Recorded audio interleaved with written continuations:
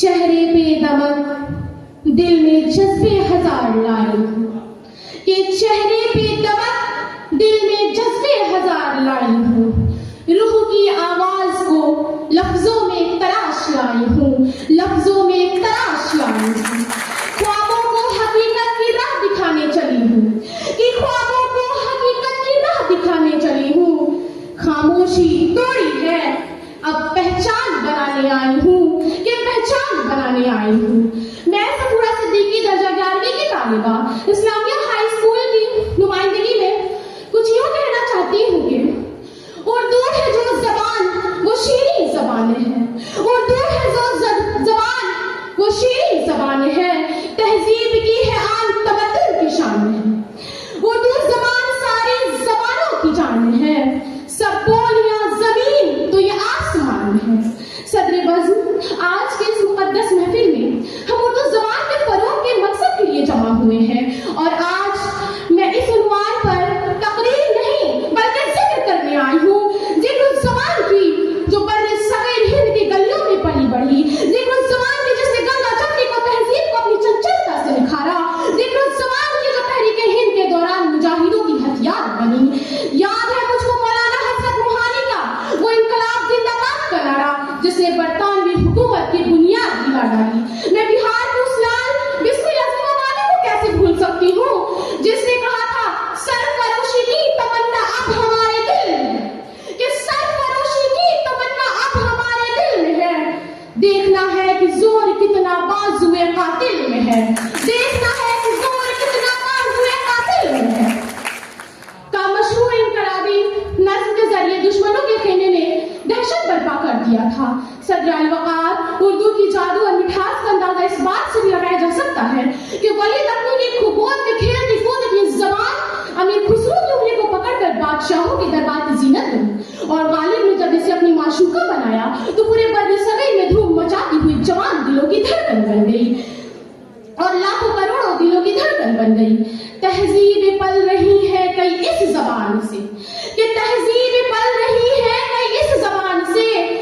لگتے ہیں جوش آج بھی ایک نوجوان سے، اقبال جی رہے ہیں بڑی آن بان سے، کہ اقبال جی رہے ہیں بڑی آن بان سے، غالب کا نام اردو بھی لیتی ہے شان سے، کہ غالب کا نام اردو بھی لیتی ہے شان سے۔ جناب صدر، اردو کی مٹھاس کا عالم یہ رہا ہے کہ اس زبان نے ہمارے بچپن میں ماؤں سے لوریاں سنی ہیں، جوان ہو کر اس زبان نے عشق کی کہانیاں لکھی ہیں، اس زبان کی بدولت ہندوستان کے سینما گھروں کی شان باقی ہے۔ یہ باتوں میں نرمی یہ تہذیب و آداب، یہ باتوں میں نرمی یہ تہذیب و آداب، سبھی کچھ ملا ہے ہم کو اردو زبان سے، سبھی کچھ ملا ہے ہم کو اردو زبان سے۔ جناب والا، اس زبان کو سیاست کی نظر بھی لگی اور جغرافیائی تقسیم سے دو چار ہونا پڑا۔ تقسیم ہند کے بعد یہ زبان دوسری طرف چلی گئی، لیکن اس کا روح ہندوستان کے ذرے ذرے میں پیوست ہو کر دلوں پر راج کرتا رہا، دلوں پر راج کرتا رہا۔ آگ بھڑکی کہاں تھی کدھر لگ گئی، کہ آگ بھڑکی کہاں تھی کدھر لگ گئی، تھی خطا کس کی اور کس کے سر لگ گئی۔ دل دھڑکنے لگا مسکراتے ہوئے،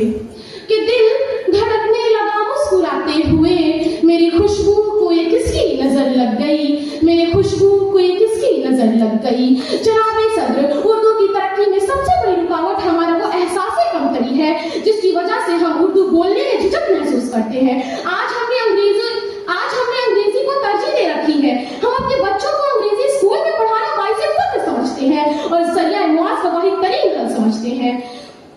امی کو موم، ابو کو پاپ کہا جاتا ہے،